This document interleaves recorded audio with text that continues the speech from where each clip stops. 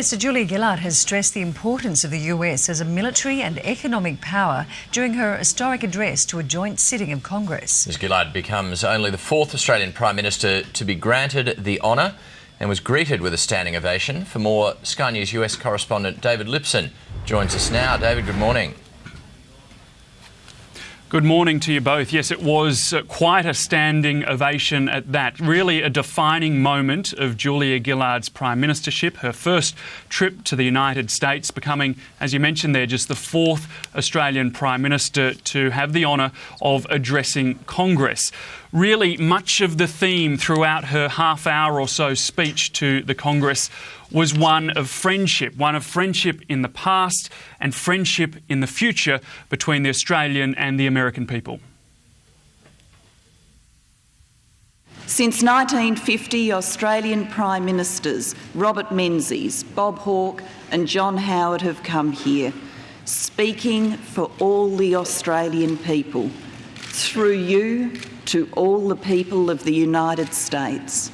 They each came with a simple message, a message which has been true in war and peace, a message which has been true in hardship and prosperity, in the Cold War and in the New World, a message I repeat to you today.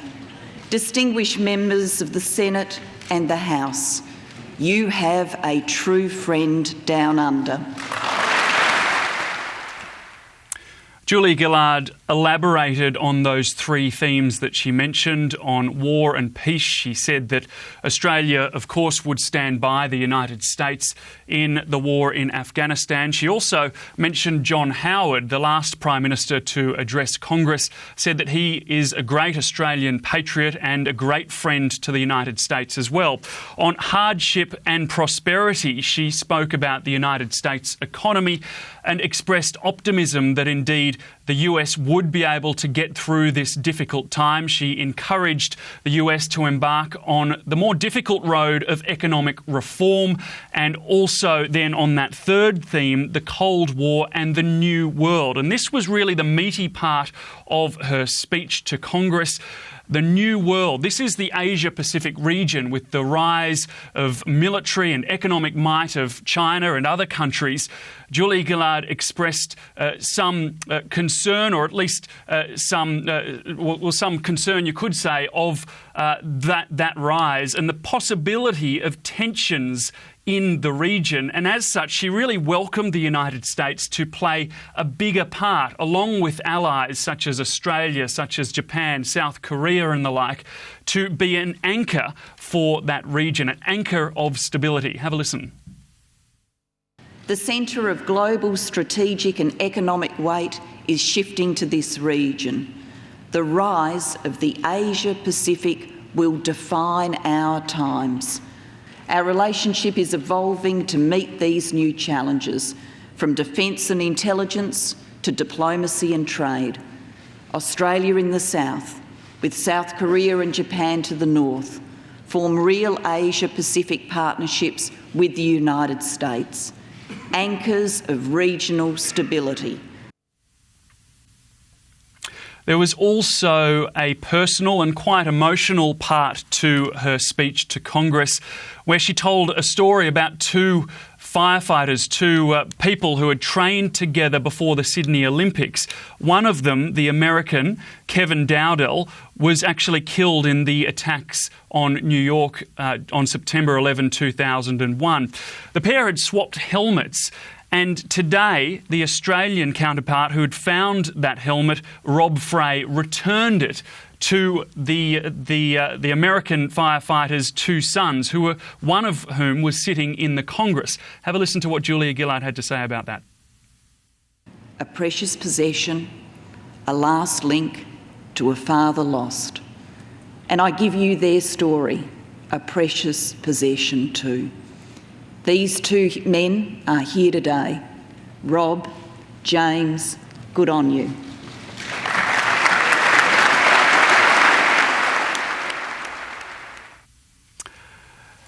But the emotion didn't end there. Julia Gillard herself seemed to, well, almost be overcome by the occasion when she wrapped up her speech.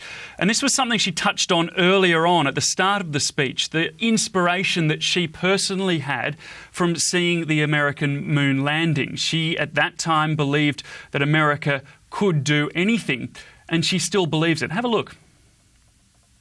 I firmly believe you are the same people who amazed me when I was a small girl by landing on the moon. On that great day, I believed Americans could do anything. I believe that still. You can do anything. Thank you.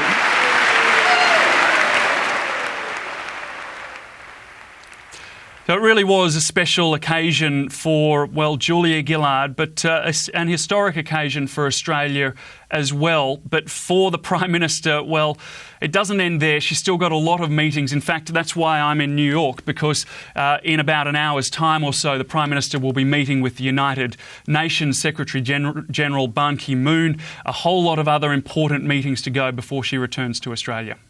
David Lipson, we look forward to your continuing coverage. Thank you. And you can watch Prime Minister Gillard's address to Congress in full on Australia's Public Affairs channel. That is APAC, channel 648.